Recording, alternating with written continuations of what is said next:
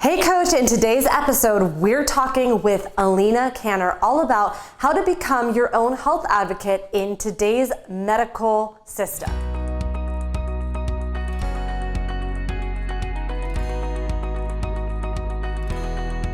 Hi coach, Beverly Simpson here, owner of BSimpsonFitness and the host of the PT Profit podcast. So if you like this video, do me a favor, go ahead, hit like, hit subscribe, and make sure you tap that bell so you can be notified for the next video. In today's video, we're talking with Aleena Kanner, and in this particular episode, she talks about her own personal struggle, both with mental and physical health, and how she had to become her own health advocate and how she can navigate both Western and Eastern practices on her journey to optimizing her health. And she really approaches her health from a holistic perspective.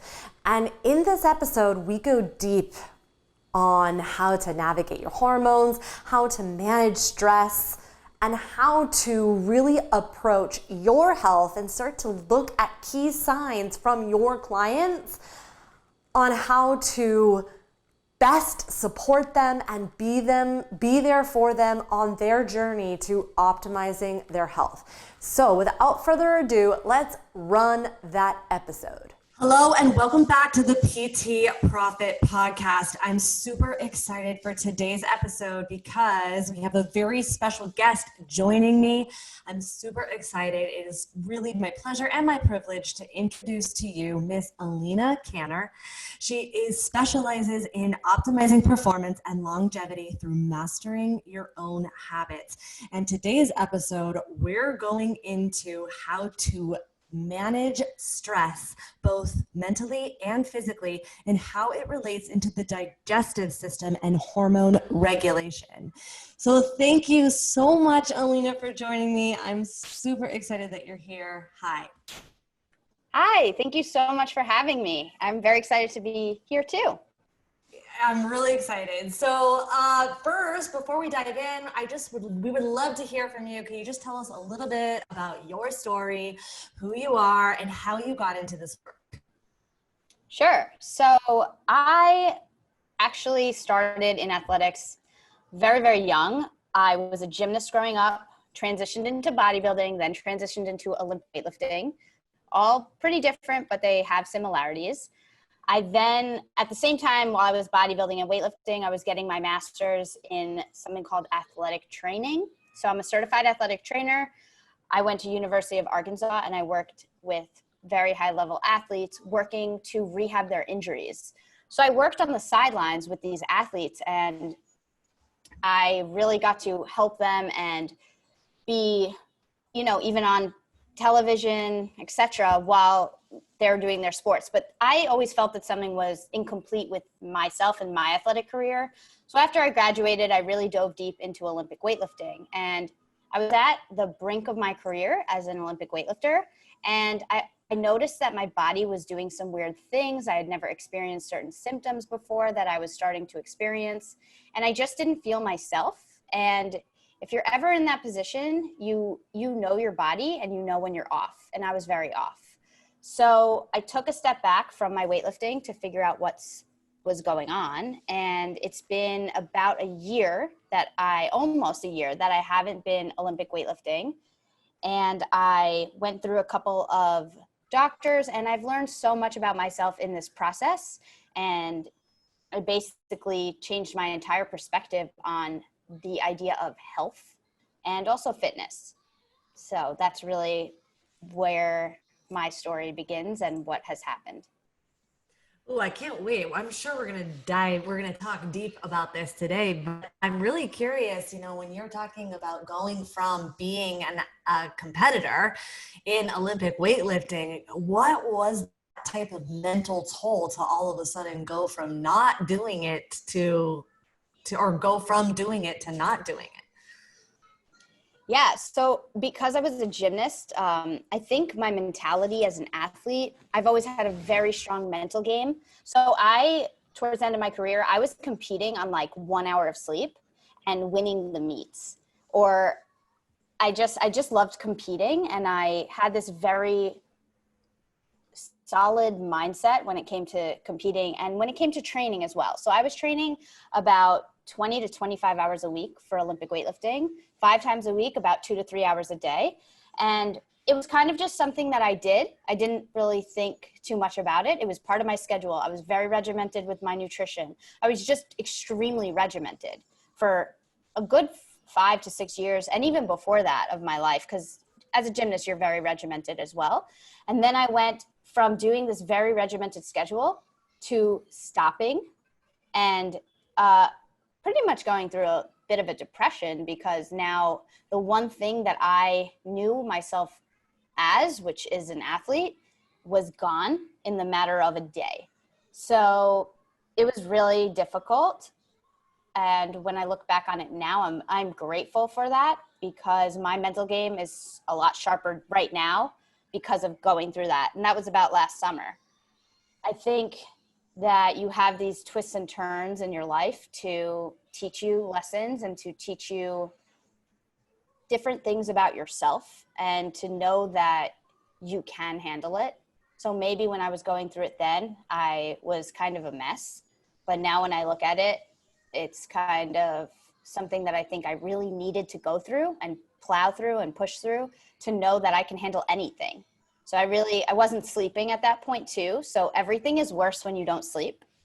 And I think the combination of not doing my sport, lack of sleep, my hormones being all out of whack, not finding proper care at the right time, really just pushed me down this depression hole that I eventually got out of.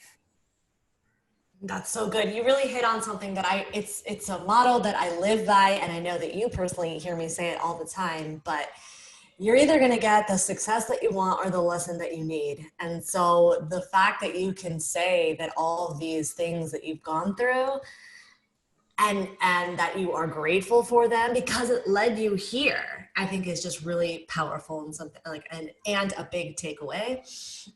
And so it does lead me to ask you this, because I am curious about it, is did you notice an impact on how you were training your clients as you were navigating this essentially an identity shift? Yeah, actually, it's very interesting. So I don't really coach Olympic weightlifting. I have one client that does Olympic weightlifting, and it's not that I can't. I definitely can. It's just not where my passion lies. My passion lies with strength training and movement as it relates to getting them strong in proper positioning. So when I trained my clients in general, I was already in this mindset of I'm going to have them move well, and then I'm going to load them up in these great movement patterns. But I myself wasn't doing that necessarily, because I was doing Olympic weightlifting 5 times a week, which nothing wrong with that. It's a sport, but I wasn't training myself to optimize my abilities as a human. I was training myself for a sport. So when I had stopped training, I was already training my clients in this way. And now I took some time off and then decided, okay, I can't not do anything. So I added in some lifting, and I couldn't do anything explosive. I couldn't do any plyometrics. So I started doing a lot more co-contractions, different things that I knew could help me as a human. I mean, I always had in the back of my mind that I was going to return to my sport. So I was programming around returning to Olympic weightlifting, and definitely programming for my weaknesses. But definitely my training itself shifted for myself. And then for my clients, I think I started doing more of these things on myself, that their training actually got way better and more specific, because I now am experimenting on myself more, so I can now put it into their programs. So that's a great question. Thanks. Okay, so I'd love for you to just share a little bit more about, so if somebody was in your position now and didn't know it, can you just go a little bit deeper on, what are some of the symptoms? What do you mean by stress management, how it impacts mentally and physically, and talk a little bit, more about the things you noticed in your digestive system and hormone balance, and what were the things that what were your biggest takeaways from that experience? Okay, sure. So with stress, I like to give the analogy of a stress bucket. Some people have a really big bucket where they can handle a lot of stress. Some people have a teaspoon. You can always work to increase your capacity, because with anything, the body adapts to the stress we put on it. The concept is always like you want the homeostasis in the body. So with the stressors, you have to kind of think about that when you're putting a lot of extra load on your body. Or maybe you're not putting enough load on your body, because stress is not inherently a bad thing. It's just you need to learn how to manage your specific level of stress, and everybody is different. So different things you can think about. If you're a female, your menstrual cycle is a vital sign. And for me, that was one of the things that was definitely off. There's a ton of signs and symptoms that I had and that other people might have, but definitely thinking about your menstrual cycle as one of them is something that can help you understand where your body is at. So if your stress bucket's overloaded, it might take some of your menstrual cycle, and maybe you're not going to get a full period, or maybe your period's going to be a little funky. There's a lot of other things that can be impacted. So your stress bucket, your cortisol, it's basically built on the same backbone as the other hormones, which it uses cholesterol. So if you are feeding too much into that stress hormone, that cortisol or cortisone, which is your inactive hormone of stress of cortisol, then your other hormones might get depleted. And that's really what happened for me, but that's not always what can happen. Everybody is very different. And so I really like to make that clear, because some people might have too low of a cortisol, or some people might have too high, and that will impact the other hormones. So that's why I think it's very important to get tested, but we can go on to that after. So different markers that are really important to check. Obviously your period, and that's something as a female you see every single month. Like, we are so lucky as females to get that, because men don't have that vital sign, and that's something that gives us a reading, and we can assess our bodies like that. So that's the first thing. The other things are that you might have to get through either serum, blood, or serum is blood. So serum, blood work, urine or saliva. You can test things like your thyroid. So there's a lot of different thyroid values that you can test. And I think a lot of times doctors don't always test the right numbers, or they just test the TSH. And TSH is thyroid stimulating hormone, and it's just an indicator of your thyroid status in the pituitary gland. But there are a lot of other markers to test, like T3 free, T4 free, T3 total, T4 total, checking for antibodies, and then reverse T3. And I think a lot of times that gets forgotten about. So that's a really important thing when you're looking at your own health and you're assessing yourself to test. Then you have estrogen, which again, there are 3 different types of estrogen, but you don't always get all those types accurately. It just depends on the tests you're doing. So estrogen, and then you have progesterone, also extremely important hormone. It prepares your body.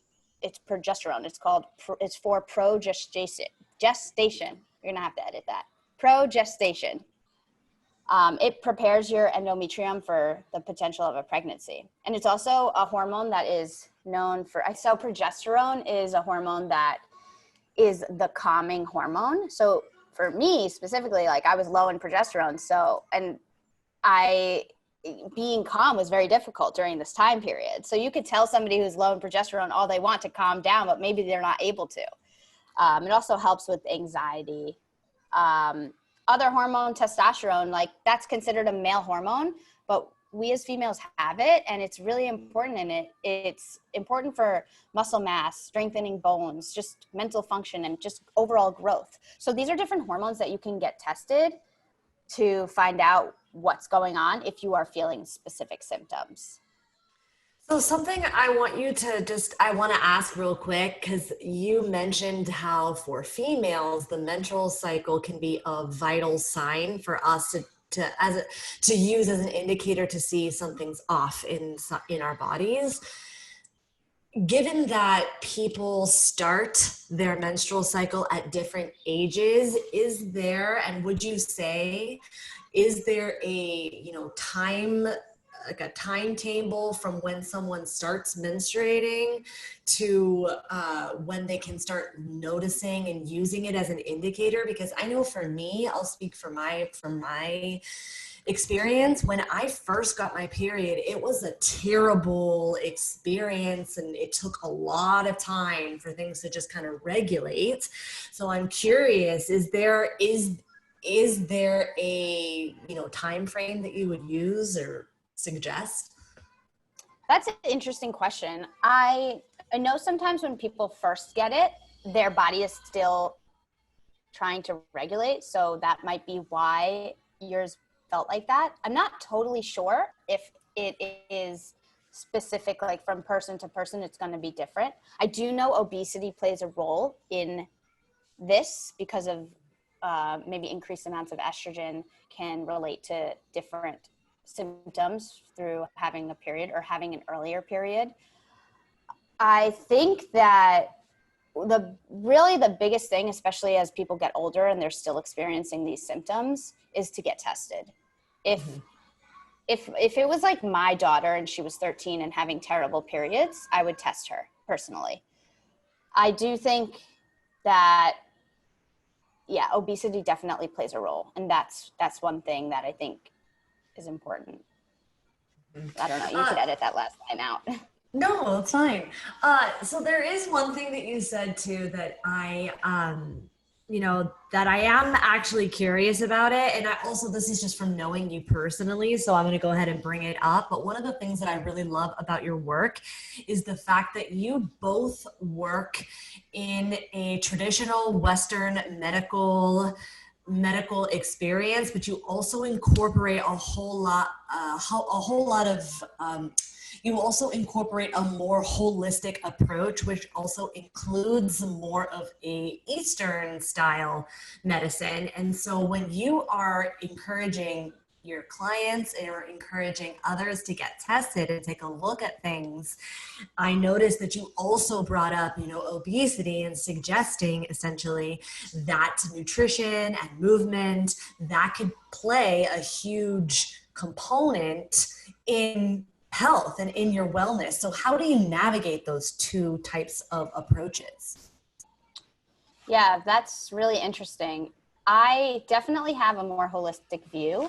I also do I personally am using Western medicine on myself, and I will recommend my clients to see a doctor who is integrative. So integrative means a mixture of both.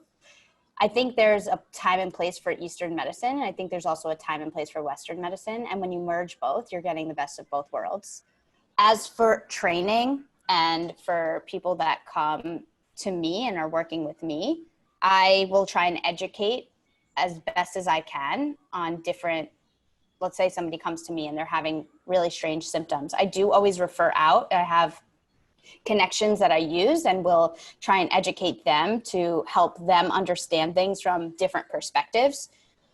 When it comes to orthopedic injuries, I definitely am more of a, let's say, Eastern way of dealing with things. I don't know if that's really a term for it, but I am going to go on let's figure out what's up with your movement. If your movement is off, maybe that's why you're having pain. I don't want to just jump to surgery. To me, surgery is a last option.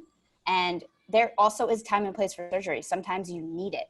But a lot of times, I really think orthopedic surgeries can be avoided with many things, not just movement, nutrition. A lot of times people are just so inflamed because of what they're eating. If you change up what you're eating, you might not feel that low back pain that you constantly feel. So I just do my best to always educate my clients on all of these different topics, whether it's health, whether it's nutrition, whether it's fitness, and I go from there with people, and people seem to be loving my style. So yeah, for sure. I'm totally into it. I love it. It's true.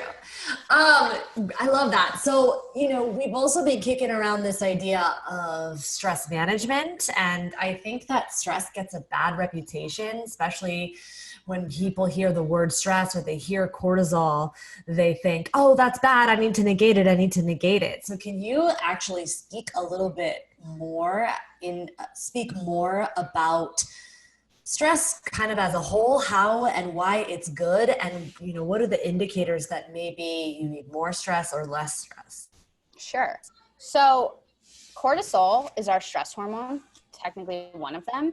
And we actually need cortisol to survive. It's really how our body functions. It helps with mobilizing blood sugar, stress, inflammation, your immune system. There are so many reasons as to why we need cortisol. So I like to give the example of a tiger chasing a deer. So the deer is now in a fight or flight mode, and it's running away from this tiger. It's running for its life. It's not going to just stop right then and there and start digesting the food it just ate. That would be life or death matter. So with that just tells us how important cortisol in survival is. However, the problem is when humans are constantly in a state of releasing cortisol and they're not able to get into their parasympathetic system and actually calm their system down and get into that rest and digest mode. So for example, if you're eating lunch and you're doing a business meeting at the same time and you're getting frustrated with your business meeting, are you really digesting your food? I'm not sure.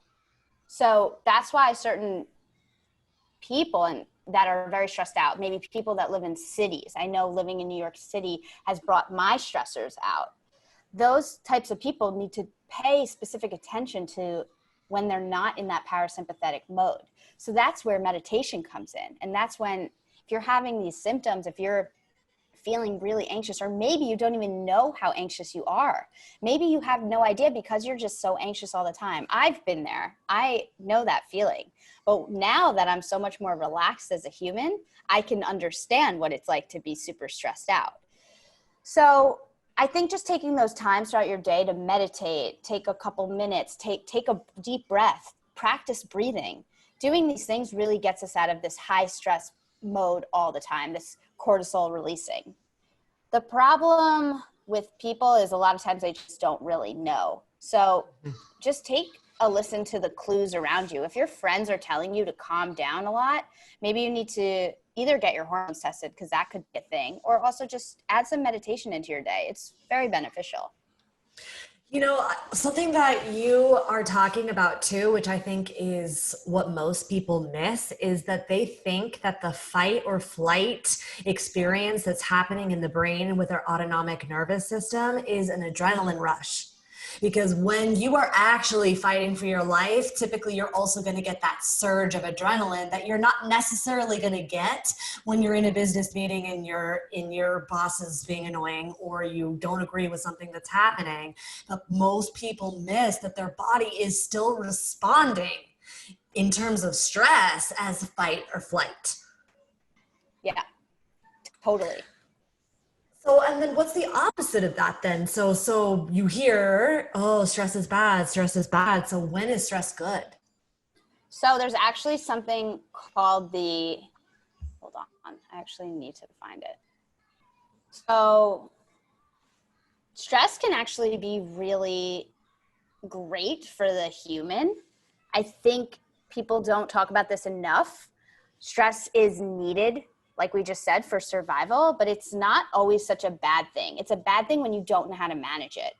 A level of stress that is recoverable is something called a hormonogenic effect. And this is where you're having exposure to something like a low dose toxin, and in this case, it would be stress, and that could provide a beneficial response to that human. So that goes to show that you need stress. So you're not going to just be able to do the same thing in a workout every single week and think that you're going to add muscle. You're not. You can't just do 10-pound bicep curls every week for 8 weeks and think now, okay, I'm stronger. No, you have to increase the load so that the body adapts to the stress put on it. It's the exact same thing with stress. The only way to get better at managing your stress is to get better at managing it and then slowly, incrementally get a little better. It's the exact same thing with building muscle. So when you're thinking about, okay, how do I get better at managing my stress? When you're in a really stressed out situation, use that to practice. So when I was going through my things last year, my best friend, Megan, she used to say to me all the time, if I'd call her and very stressed out, she'd be like, this is practice, use it for practice. And I used to get really pissed off at that. But that is exactly how you get better at managing your stressors. You take a break in the middle of a really high level stress that you feel like you're having. Maybe you're having a panic, whatever you're feeling. Take a break, meditate for a few minutes, lower your stress right then and there, and you'll get better at managing it. But like I said, stress is not bad. If you're leaning into it just a little bit, enough to feel it, and then letting yourself calm down from it and taking it as a learning experience, I really think that's where the gold, like the key is. So. That's great. So now if you're a trainer, right, and you are working with a client and maybe you suspect that your client is suffering, right, or you are wanting to talk to your client about potentially getting tested, what are some of the red flags, or what are some of the signs that coaches could be looking for in order to suggest, you know, these tests? Because most people don't realize, like you said, that they might be struggling here. So this is a really great question. I now have a lot of clients that, because of my own symptoms, I notice that they're also struggling. I think females too, from what I see, I do work with a lot of females, but I do see that females are dealing with it more. It's also in the research, it shows that we are more prone to specific autoimmune diseases, etc. So different things, different symptoms that may come up. One of the big ones is lack of sleep or not able to sleep through the night. And that could definitely be an age thing because of menopause or perimenopause symptoms. But just because it's common doesn't mean it's something that is great or normal. And there are things you can do to make it better. So lack of sleep, not being able to sleep through the night, irregular periods, which also could be a menopause, perimenopause situation, really bad PMS. That's a huge one. I have clients coming to me 3 weeks before they're getting their periods saying that their PMS has started, or 2 weeks before, let's say. That's not normal. That's not, nobody wants to live like that. That's uncomfortable. Major anxiety, irritability, having things like breast tenderness, having really heavy periods, maybe having major digestive issues, like things they always used to be able to digest, they're not digesting properly. Things like night sweats, major brain fog. These are things to look out for. And like I said earlier, I work with a doctor, so I have a great relationship where I can send my clients to her, and then we can talk about it back and forth. And I think finding a doctor that does the right type of testing and finding other clinicians you can work with is really the key to getting your people better. Because that's all I want as a trainer, working with these people. I see them 2, 3, 4 times a week. I want them to be their optimal self. I want them to feel good, and I want them to be happy. And you're not going to be happy if you're anxious for 3 weeks out of the month. It's just not how it works. So getting yourself set up with practitioners is a great way to also open up your networking experience as a trainer. That's so good. You know, you also were talking about some digestive symptoms. What would those include? So there's a lot of different things you can have digestively that could go wrong. What for me specifically, when my thyroid was low, I had hypothyroid with a lot of my numbers were being low, and I was having a lot of digestive issues because of a lot of things. So stress can impact your digestive system. Your gut, maybe that microbiome is kind of leaking and has some holes in it because of all the stress your body has been under. At least for me, that was what's going on. So there's a lot of things. You can have things like parasites. You can have things like SIBO, small intestine bacterial overgrowth. You can have candida. There's a bunch of different things that could give you digestive symptoms. But if you are not able to digest things that are you normally can, there might be a problem. The other thing with that too is just because you as a kid were able to digest pizza and bagels and ice cream and all this garbage doesn't mean as you get older that your body's going to be okay digesting that. So for me, I've basically gone into, I was always eating high protein, but I went to less vegetables, way more protein, animal protein, and that has completely helped me and changed my gut. I also had some other things that I dealt with because I had my doctor telling, I used antibiotics to treat certain things I had, and for me, it's been a pretty big game changer. I'm not waking up bloated. I'm not having a lot of digestive issues that I was having, because I was having pretty severe digestive issues for the last couple years. Another thing with digestion, if you are having these issues and you're still eating gluten and dairy, cut it out and try. Just take a break and see what your body does. The best way to learn something is to experiment on yourself. So I did this with gluten. I did this with dairy. I did this with my blood sugar. I always experiment on myself. And you learn a lot that way. So try these things out and see how you feel if you're having some symptoms. So would you say symptoms like bloating, like painful bowel movements? Yeah. Constipation, bloating, stomach cramping, like bloating, like you look kind of maybe like a month or two pregnant. I mean, maybe not a month, but a couple months pregnant, where, you know, or eating something and then 20 minutes later having a reaction to it. Like if you eat too much carbs, maybe 20 to 30 minutes later, you might get really tired. That's a digestive symptom. The other thing with digestive symptoms in the gut is skin irritation. So whatever is on your skin is really, that the connection is really into your gut. So just be aware of that. If you're having constant chronic eczema, that is actually a gut problem. Something else, if you try all these things, so I cut out gluten, I cut out dairy, I was still having chronic eczema. I then got tested. I got tested for parasites, got tested for SIBO, all these other things that could still impact my skin, could still impact my gut. You have to run these tests to find anything out, because if I never ran these tests, I'd just be at a loss.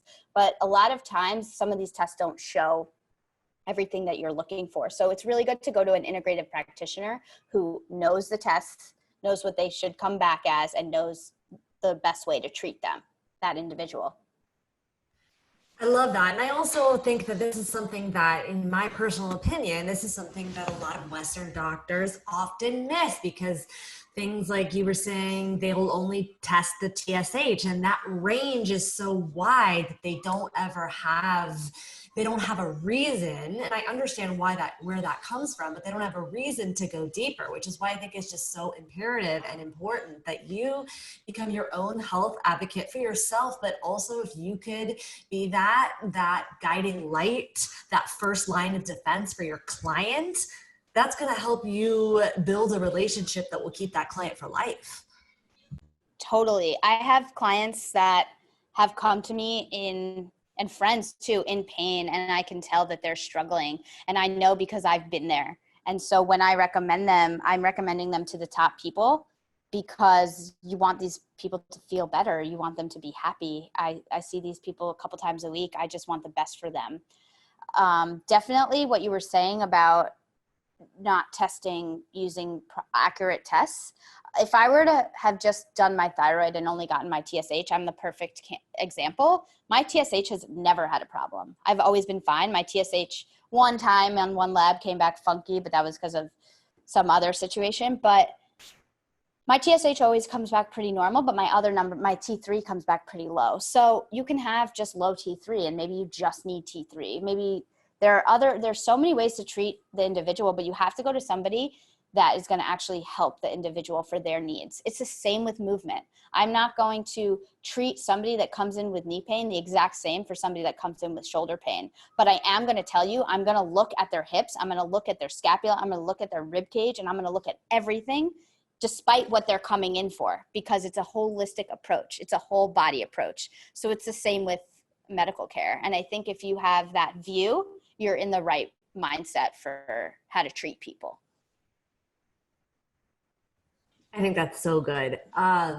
Something else too, you're starting to talk about movement, so I think it's perfect transition is, I think too, when we're starting to talking about this and we're starting to, talk about a holistic approach, I think, and people start thinking, oh, I need to de-stress my mental, so I need to breathe, I need to meditate. I think there also starts to become this unspoken assumption that movement doesn't mean strength training, or that you have to do a whole bunch of rehab, or you have to do a whole bunch of small movement. Would you say that that's true and that that's important? Or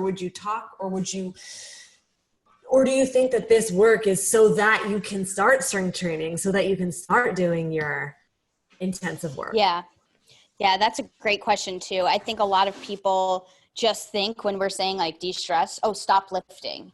No, you can't stop lifting weights. Your body needs to strength train.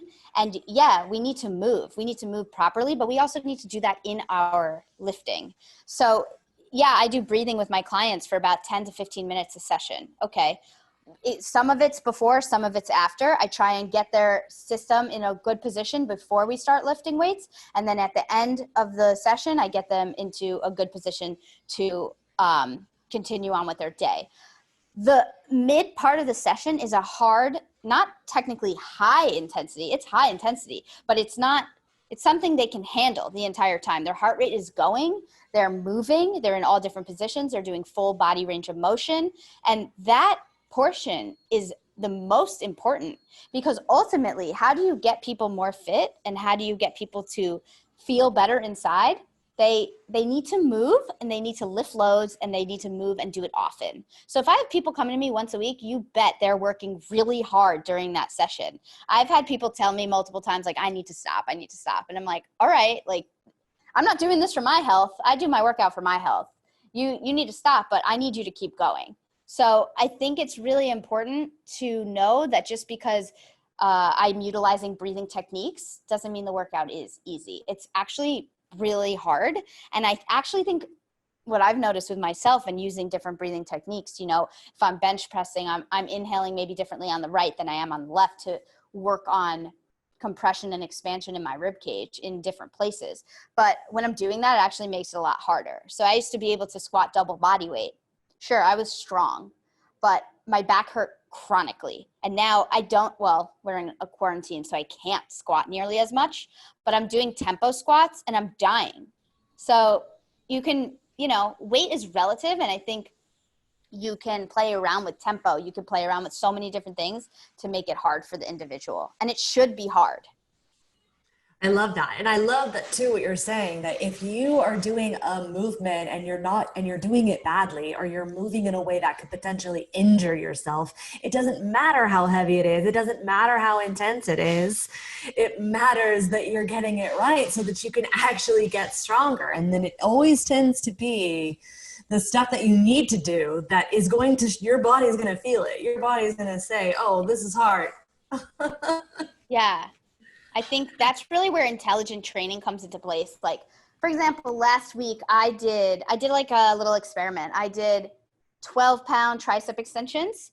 And then a few days later, I did the same with 6 pounds, but I did it tempo, and I focused a lot more on my technique with it. I was a lot more sore after the 6-pound ones. So it's just dependent on how are you doing the movement. Like, if you're rushing, you're not getting the most out of it. It's so true. And also something else that you mentioned that I just want to reiterate is that the importance of coaching is just so important. I mean, it is essential, because so many people, like you were saying with your client, is that they just want to rush through it. They just want to get it done, or they think it's not hard enough, not recognizing that there are things that they can be doing in their positioning and in their technique to intensify it or to actually hit the right things. And I think as coaches and trainers, we miss that, and we think, we can't talk to these clients or people about it, not realizing that it's essential, that your work is so valuable and it is so needed for the client. Yeah, and to jump off that even more, it's like, okay, so if you're doing strength stuff with your clients, like maybe that need to be a little tempo. Maybe you as a trainer need to focus in on what they're doing, give them real feedback, and make sure they're feeling things in the right places. But like the last 15 minutes of a workout with somebody, 15, 20 minutes, it depends on what the program is for that human. I'm not always so focused on their form. So I'll focus on their form, let's say the first 30 minutes, and then their conditioning portion, I'm going to let them kind of just run through their exercises, because I want their heart rate going. I want them to be moving, and I want them to not stop. So it's dependent. It's dependent on where that person is, especially for like weight loss. Like, they got to be moving. And yeah, so there's a time and place to correct the form, and I think it's really necessary. There's also a time and place to let them go and let the person learn too. that human cannot learn if you are constantly cueing them and constantly correcting them. So that's also something that I've recently started thinking a lot about, is let people mess up. Let people do it wrong so that they can learn to do it better. Oh, that's such a good point. And I'm so glad that you brought it up, because I know I teach that too, for my marketing clients, is that if you're going to get success right off the bat, success is not the best teacher. It's your failures, or the things that you perceive to be failures. That's going to be your biggest teachers. That's going to show you what to do next, not your successes. Yeah, totally. And it's with life for sure. And I think too that trainers and coaches, sometimes they make the cueing about themselves to show their client how smart they are, as opposed to really helping and assessing the client. Yeah. And I think a lot of trainers make it a lot more complex than it needs to be. My clients, some of them are interested in like their airflow and why it matters. And I do have to explain, why are we doing these breathing exercises? But when I'm teaching an RDL, I'm using a reference of like, you're holding pancakes in your hands and you need to close a door with your butt. And people get it like that in a second. They get it. I'm not going to, go through, I'm trying to use more external cues because that's what people are understanding. So you have to find a way to simplify things down so that they can understand. It's really all about connecting and communicating with that individual in front of you. I love that. That's so good. So I definitely want to be mindful of your time, because this has been an awesome episode. And I just wanted to just end with a little bit. If you could just tell us, it's clear that your work and your experience has influenced your work. And so I know that you want to share this with a whole bunch of other people. So can you just tell us a little bit about what's next for you and how you're using these experiences to help coaches and to help clients? Definitely. I am in the works of a course coming up. There will be different expert guests on it so that you can learn about your own body, and you can learn about how hormones are maybe affecting you, but also learn how to train all in one course. So I'm in the works on that, and I'm going to be putting out a wait list to see who's interested in signing up and to get the best of the best. So that's the next thing on the list. Of course, I'm excited to get back into the gym and start working with my clients and seeing where things take me. I love that. Okay, so for my listeners who want to learn more about you, where's the best place I can send them? So I'm active on Instagram, and it's pretty simple. My name is @Aleena Kanner, and I am posting there for upcoming things I'm doing. So I also have a website. It's my name also, alinakanner.com. So I and also your have podcast. a podcast.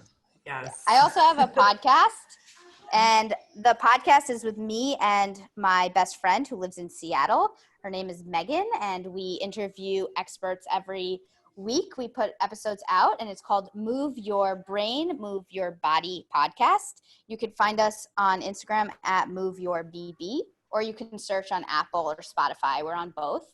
And definitely take a listen and let us know what you think. Okay, I love that. Thank you so much, Alina, for hanging out with us today. I really appreciate it. Thank you for having me. Bye. Bye. Thanks so much for hanging out with us today. If you like this episode, please be sure to hit like, hit subscribe, and tap that bell, and I'll see you on the next video.